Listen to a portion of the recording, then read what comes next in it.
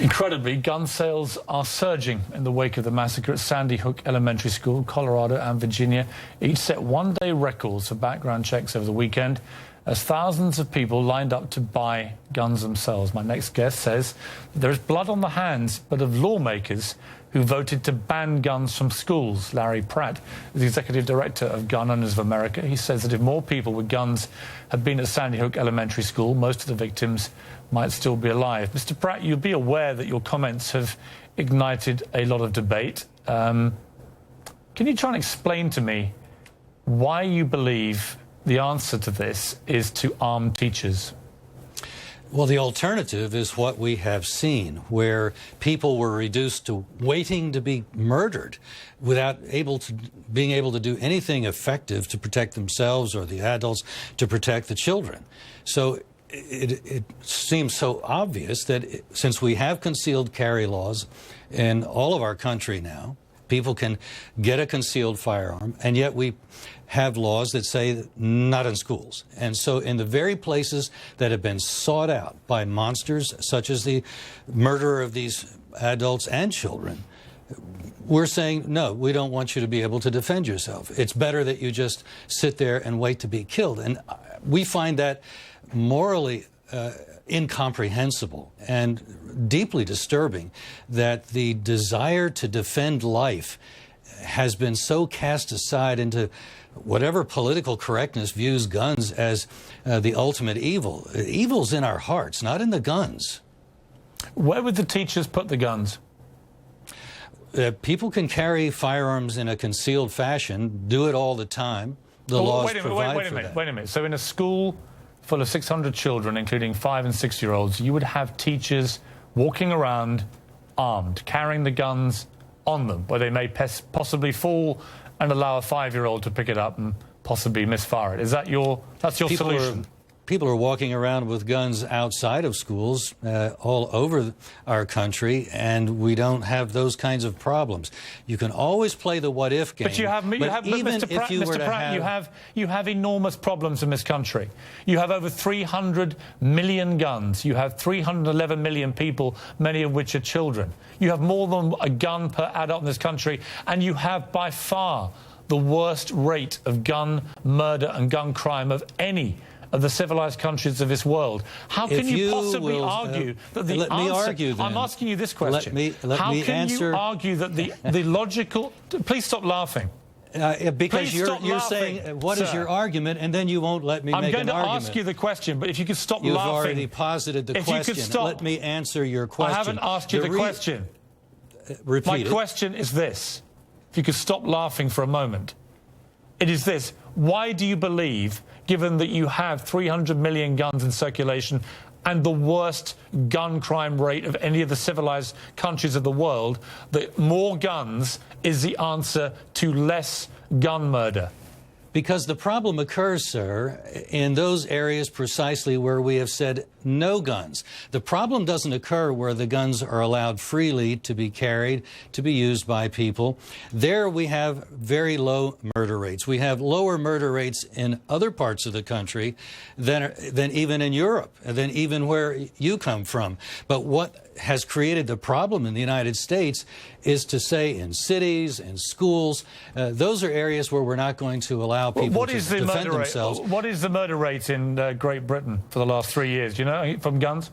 It's under 3 per 100,000, and in Fairfax County, where Gun Owners of America is located, it is actually 0.3 per 100,000, about a tenth of what it is in your vaunted English bucolic countryside. The fact of the matter is, with guns comes safety if the guns are in the hands of the good guys. And when you say the good guys can't have guns, the bad guys have a monopoly, and horrible things such as the shooting at the schools take place.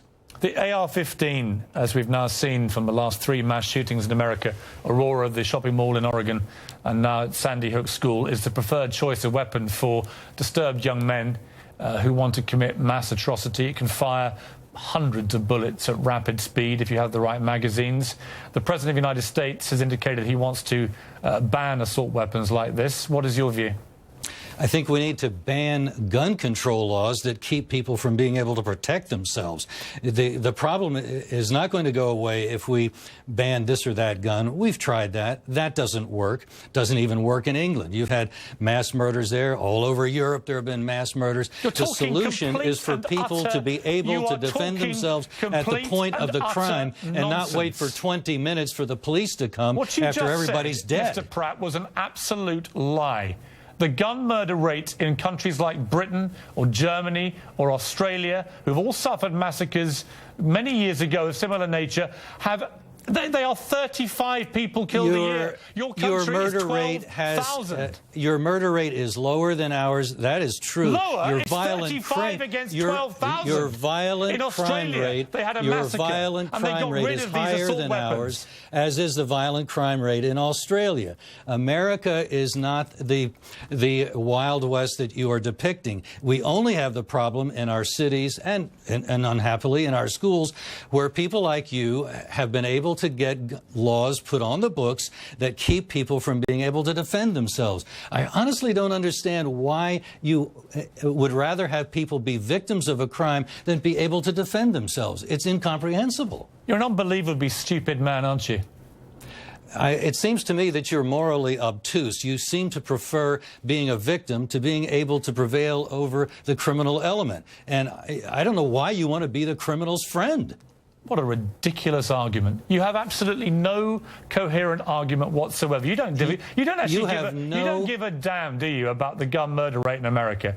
You don't actually care. All you care about It seems to me that facts don't bother you, do they, Mr. Morgan? You would like to see... Facts don't seem to... They bounce right off of your head. Let's deal with some facts. You're speaking oblivious to what we do know, is that when you go to an area in the United States where guns are freely available, readily able to be carried legally, there you find our lowest murder rates, lower than the murder rates in Europe. You go to our cities where we have cracked down on guns and people can't defend themselves, and that's where the criminals have a field day. How many guns did Mrs. Lanza have in her home? I don't know how many she had, and that really is not the point. Well, the point is somebody with evil in his... She had 6 guns, including 4 assault rifles. And what happened was her deranged son, who clearly was very disturbed.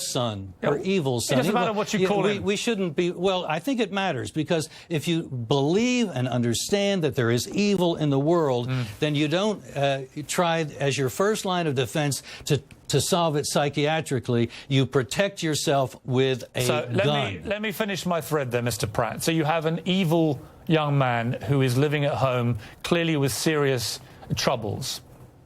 And his mother has 6 firearms in that house, including the weapons that he used to murder 26 people, including 20 children aged 5.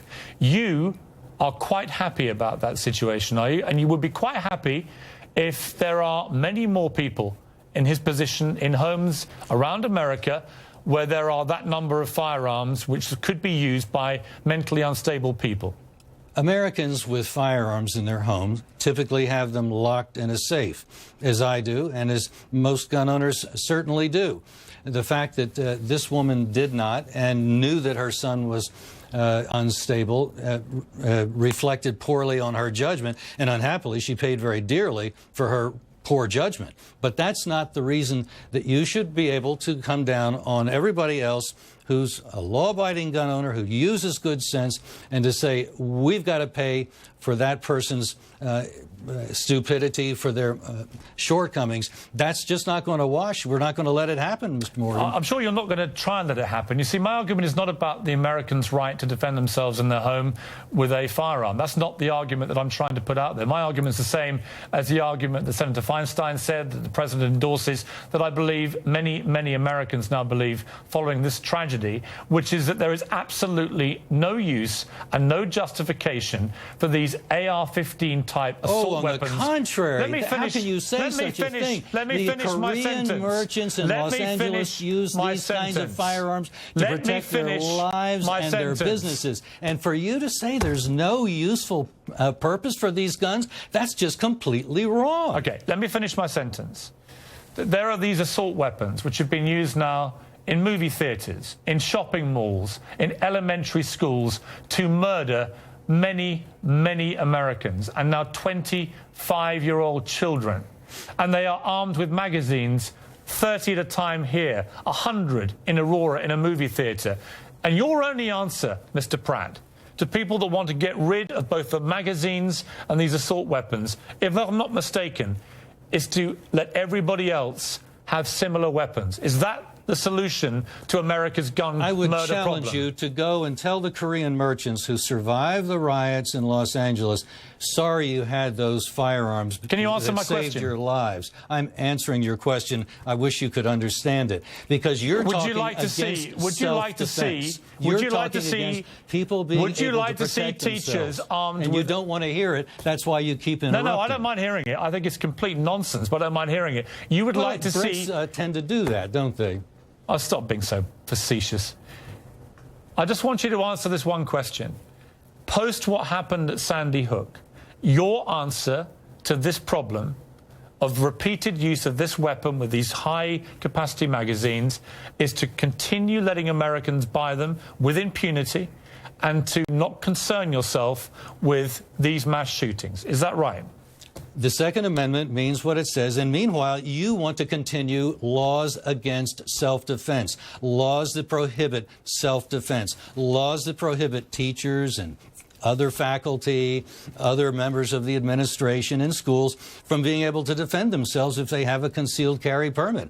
The laws prohibit them right now. We have been lobbying against those laws since they were put on. We will continue to do so, pointing out that that is where the problem is. And for you to support them means that you're really blind to the role that that plays in enabling murderers to operate with impunity. Yeah, I know why sales of these weapons have been soaring in the last few days. It's down to idiots like you. Mr. Pratt, thank you for joining me. Thank you for your high-level argument, Mr. Morgan. You know what? Really you wouldn't very good. understand the meaning of the phrase high-level argument. You are a dangerous man espousing dangerous nonsense. And disarmament is dangerous. Ask Neville Chamberlain, your role model. Yeah, sure. I know all about role models, and you're not one of them. When we come back, two members of Congress who've experienced gun violence and what they want to do to make sure it never happens to anybody else.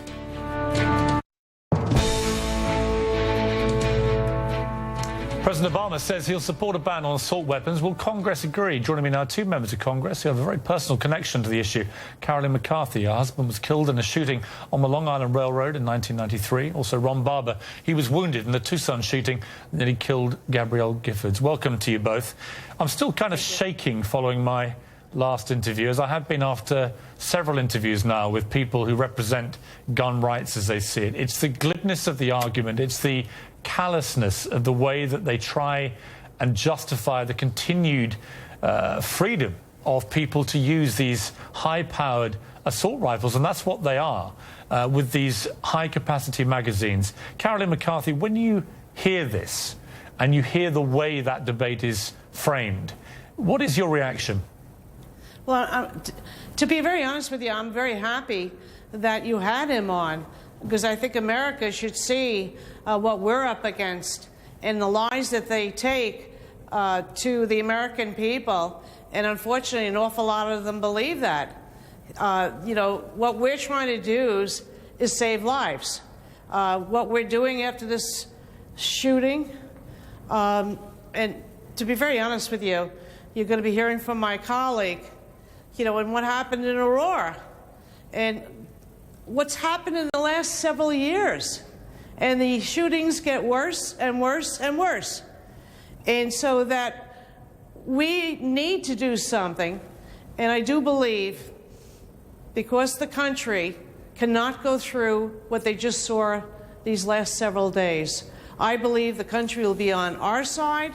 I believe that we'll be able to get something done to make sure that we can protect certainly our children, but the American people. Ron Barber, I came on air on CNN nearly 2 years ago, just after the incident in which you were wounded and Gabrielle Giffords obviously nearly lost her life and others did lose their lives. And I imagined that following that appalling attack on a congresswoman, that there would be such an outcry in America that there would be new gun control laws then, but there weren't.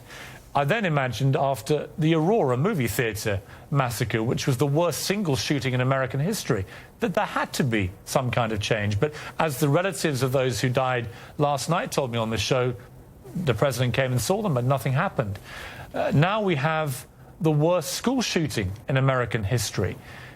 Is it ever going to change? Or is the gun rights argument that was espoused to me earlier in tonight's show in that extraordinary way, is that always going to win the argument? Or are other Americans going to rise up and say, enough?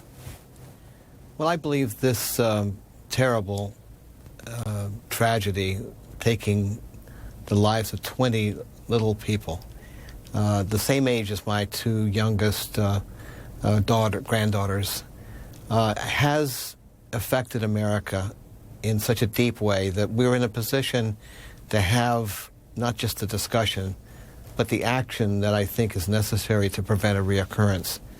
For me, it has to do with two issues. It's a very complex issue overall, but there are two things that I believe we can and must do.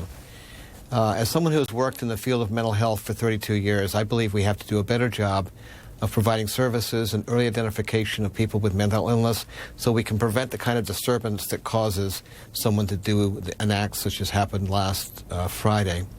And secondly, we have to take away from those people access to the kinds of weapons that can, in a very, very short period of time, create the kind of carnage that we saw then. When I look back on what happened in Tucson on January 8th last year, the man who shot us was armed with an extended clip carrying 30 bullets. In about 45 seconds, those bullets were discharged. 19 people were wounded and 6 died. And in the case of the school in Newtown, we know that that's what happened again, even in a greater magnitude. I think we're at a point now where people have said enough. Every grandparent, as like myself, every parent who has a young child is looking at the situation and saying, we cannot let this happen again. So I believe that the American people are going to take a different look at what happened last Friday, and they're going to demand, as they should, that those of us who have been sent to Congress to take action and to do what's right by our country, that we're going to actually do something, and we must do something. And that's what my commitment is, as there are, I think, many more members of Congress commitments, including people who have traditionally supported the National Rifle Association, been supported by it. Make it real clear, I'm a Second Amendment supporter. I believe that that's a good amendment for our country. But we have to move beyond that. These weapons have no place in the school, as your previous guest suggested. We have to deal with this problem on two levels. Ron Barber, Carolyn McCarthy, thank you both very much. Should assault weapons be banned? It's the fight over the Second Amendment. I'll talk to Alan Dershowitz and Jeffrey Toobin after the break. For 100 years, the Constitution was interpreted to mean that state militias, essentially state police, had a right to bear arms, because that's what the first half of the Second Amendment says. But as of 2008, as a result of years of lobbying and years of Republican appointees to the court, in 2008, the Supreme Court said individuals have a right to bear arms under the Second Amendment. So the law of the land now is that the government is really very limited in how much gun control it could pass, even if it had the political will to do so. It's not clear that it does. But the victories of the Republican Party mean that gun control is harder to do in Congress and it's harder to do in the courts. Alan Dershowitz, I mean, I might be wrong about this, but I've been following this now for 2 years through a series of outrages. I am detecting a different mood amongst many Americans towards this. I detect that they feel this was a tipping point. Am I right, or is it just going to be another statistic in the mass shooting catalogue, which is getting worse and worse? I think you're right, and I think the evidence was a decision today by a large conglomerate to sell a gun company, the decision by the people in the teachers union in California to think about selling stocks and companies that own guns, when economists and people who have to care about serving the interests of their stockholders start making these decisions, it generally reflects a change in attitude. Now, where I disagree with my friend and former student Jeffrey Toobin is I think although the Supreme Court rendered a decision on the Second Amendment, it left open a tremendous amount of room for reasonable regulation. And I think if Congress has the will to do something today, I believe the courts, with some exceptions, will uphold any reasonable regulation. The Seventh Circuit just the other day struck down a very broad statute which said no loaded guns in the city of Chicago, but implied that if it was limited to schools, if it were limited to other areas, it would be upheld as constitutional. Look, anything that we do will clash either with possibly the Second Amendment or the First Amendment, talking about restrictions on video games, which a lot of the conservatives are talking about, or locking people up based on predictions that they will commit these kinds of crimes, which would clash with the Fifth or Sixth Amendments. I believe that the least restriction on liberty is entailed in having reasonable gun controls under the Second Amendment. The NRA has made a statement today, the key part being they say they're prepared to offer meaningful contributions to help make sure this never happens again. I'm not sure anyone's really holding their breath. Don't hold your breath. Yeah. Absolutely not. Jeffrey, tell me, as this sort of annoying, what do you call me, bucolic Brit, Mr. Pratt called me, as somebody that comes from a country that went through all this with Dunblane, very, very similar outrage, 16 young school children of the same age killed, and brought in a national handgun ban, which means we only get 35 gun murders a year there. And by the way, it's the same story in Australia, and many European countries have a similar rate. We just don't get it. We don't get how the NRA is apparently so powerful that it is able to dictate policy on this in the way that it does.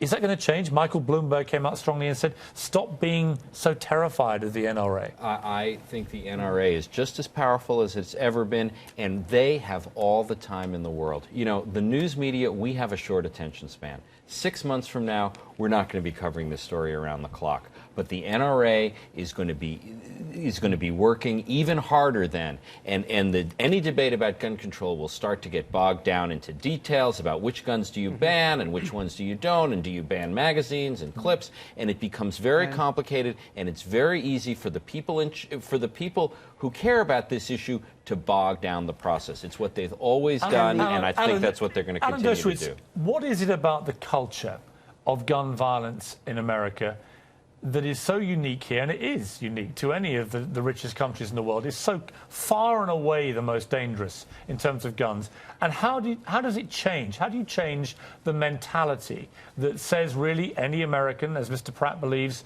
the answer to any of these shootings is to arm everybody else with the same kind of weapons?